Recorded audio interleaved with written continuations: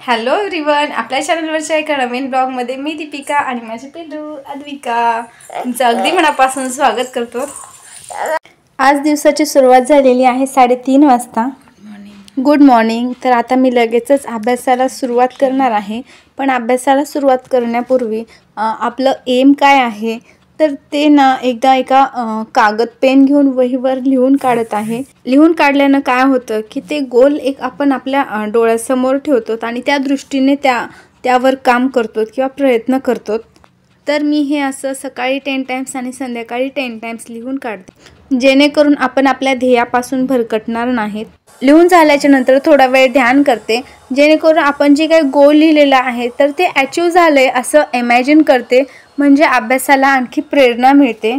आणि हे सगळं करून झाल्याच्या नंतर आता अभ्यासाला केलेली आहे सुरुवात। बरेच दिवसापासून सकाळी उठून अभ्यास करत होते, पण असं कन्सिस्टन्सी नव्हती। 1-2 दिवस केलं ना तर तिसऱ्या दिवशी थोडासा गॅप पडत होता। त्यामुळे मग विचार केला की हा लास्ट मंथ आहे या इयरचा, तर या लास्ट मंथमध्ये फुल फोकस देऊन स्टडी करावा।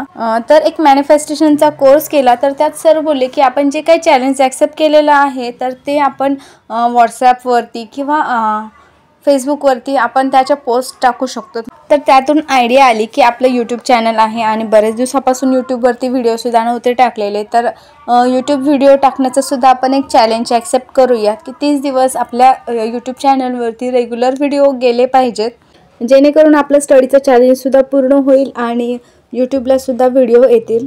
दिवसभर कामे आणि आदूकडे लक्ष देऊन अभ्यास करणं एवढं पॉसिबल होत नाही, म्हणजे हवा तसा अभ्यास होत नाही। त्यामुळे मग सकाळी उठून असा अभ्यास केला ना तर 1-2 टॉपिक तरी कवर होऊन जातात। हे जे काही चॅलेंज मी स्वतःला केलेलं आहे ते आहे माझ्या पर्सनल ग्रोथसाठी, की न्यू इयरमध्ये मला माझं अपडेटेड व्हर्जन पाहायला मिळेल।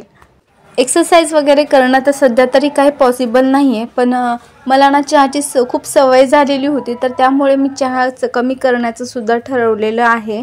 दिवसभरात फक्त 1 कप चहा पिते। अभ्यासाबरोबरच पर्सनल ग्रोथसाठी एक बुक आहे, तर ते मला 30 दिवसामध्ये पूर्ण रीड करायचं आहे।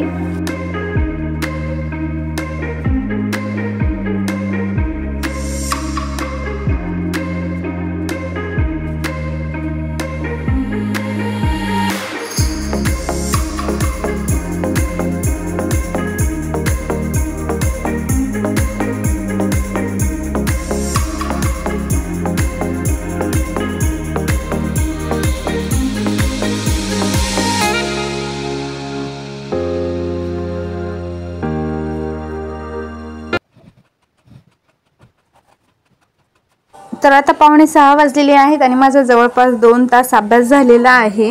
त्यानंतर आता बुक रीडिंगला घेतलेलं आहे आणि हे जे बुक आहे ना तर त्याचं मी मराठी ट्रान्सलेशन वाचलेलं होतं आणि आता हिंदीमध्ये वाचायला सुरू केलेलं आहे। आत्मअनुशासन की शक्ती बहाने बनाना छोड़ दे। तर माझं फेवरेट बुक आहे। ॲक्च्युली याची हार्ड कॉपी माझ्याकडे सध्या नाही आहे, त्यामुळे मग मी हे डाउनलोड केलेलं आहे आणि लॅपटॉपमधूनच रीड करते आहे। हे एक बुक आणि द सिक्रेट बुक मी बऱ्याच वेळा वाचलेलं आहे आणि माझे फेवरेट बुक आहेत।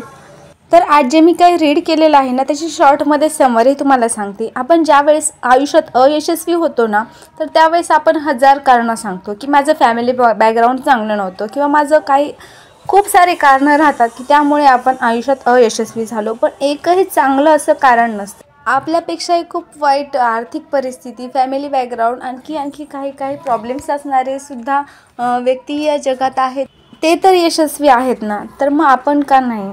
तर आपण ना कधीतरीच्या बेटावरती असतो। सपोज आता अभ्यासाला सुरुवात करायची आहे ना तर आपण आत्तापासून करणार असं कधीच म्हणत नाही, उद्यापासून करणार। व्यायाम करायचा उद्यापासून करणार, कुठली चांगली गोष्ट करायची सुरुवात करायची म्हटलं ना तर उद्यापासून करू हे असं म्हणतो। तर त्या बेटावरून आपल्याला आधी बाहेर यायला पाहिजे आणि बहाणे म्हणजे कारणं शोधणं बंद केलं पाहिजे। लोक कारणं सांगण्यात जेवढा वेळ घालवतात ना तर तेवढा वेळ आपलं ध्येय प्राप्त करण्यासाठी जर दिला तर आपण आयुष्यात नक्कीच यशस्वी होऊ शकतो, पण त्यासाठी आवश्यक असतं ते स्वयंशिस्त। बस 20-25 मिनिट मी बुक रीड केलं आणि त्यानंतर परत थोडासा टाईम होता तर 7 वाजेपर्यंत पुन्हा अभ्यास केला।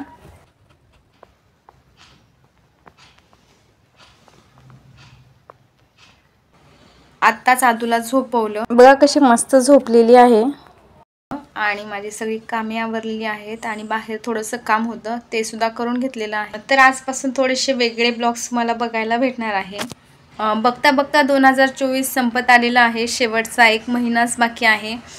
त्यानंतर नवीन वर्ष येईल. आपण नवीन वर्षामध्ये खूप सारे रिझोल्यूशन करतो की नवीन वर्षामध्ये मी हे करणार, ही गोष्ट अचीव करणार, ते काहीतरी अचीव करणार. किंवा आपल्याला असं वाटत असेल की एखादी गोष्ट आपल्याला अचीव करायची आहे ती आपल्याला नवीन वर्षाच्या स्टार्टिंगलाच भेटली पाहिजे, म्हणजे त्याची स्टार्टिंग कशी छान होईल. तर हेच उद्दिष्ट डोळ्यासमोर ठेवून मी स्वतःला एक चॅलेंज केलेलं आहे, 30 डेज चॅलेंज, जे चालणार आहे न्यू इयरपर्यंत. खरं तर मी आत्ताच ब्लॉगिंग सुरू करणार नव्हते आणि इतके दिवस ब्लॉगही त्यामुळे चाललेले नाहीत. आपल्याला आयुष्यामध्ये एखादी गोष्ट अचीव करायची असेल ना, तर त्या गोष्टीकडे फोकस होऊन बघणं खूप गरजेचं राहतं. पण आता न्यू इयर अगदी 1 महिन्यावर आलेलं आहे. तर त्यामुळे म्हटलं की नवीन वर्षाच्या सुरुवातीला जर काही चांगलं करायचं असेल तर त्याची सुरुवात आपण आतापासूनच करूया. तसं तर कुठल्याही गोष्टीची आपल्याला सवय होण्यासाठी 3 आठवडे हा कालावधी भरपूर असतो. पण तरीही 30 दिवसाचं म्हणजे 1 मंथचं पूर्ण चॅलेंज ॲक्सेप्ट केलेलं आहे. तर या 30 दिवसांमध्ये तुम्हाला माझं जे रुटीन आहे ते पाहायला मिळणार आहे. ओके, तर आता मॉर्निंगपासूनचं माझं रुटीन तुमच्यासोबत शेअर करते. नक्की पहा आणि आवडल्यास लाईक, शेअर आणि सबस्क्राईब करायला विसरू नका. आणि काही सजेशन्स असतील तर ते सुद्धा कमेंट बॉक्समध्ये नोट डाऊन करा. सकाळी अभ्यास वगैरे झाल्याच्या नंतर बाकी सगळं कामं आवरली, बाहेरची कामं आवरली आणि त्यानंतर 2:45 वाजता परत एकदा अभ्यासाला बसलेली आहे. त्यानंतर 1 ते 1.5 तास अभ्यास केला आणि मग आदू उठली. मग तिला खाऊ घालणं, तिच्यासोबत खेळणं, बाकी थोडीफार छोटी मोठी कामे राहतात. मग तिला 5:30-6 वाजता थोडंसं बाहेर घेऊन जात असते. तर आदू आता झोपेतून उठली होती, खूप मध्ये मध्ये करत होती, त्यामुळे इथे स्टडी स्टॉप केला आता. आदू इकडे बघ, इकडे बघ. थांब थांब थांब, चला चला चला.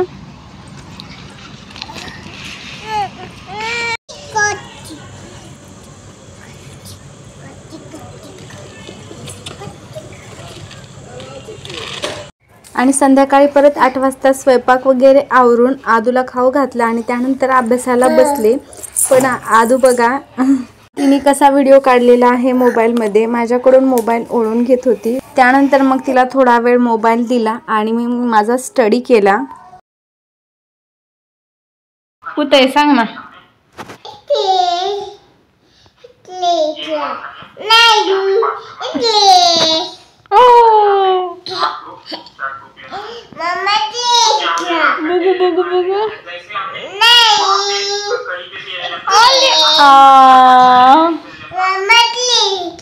बघू बघू बघू. बघू बघू बघू बघू बघू. कुठे गेलं.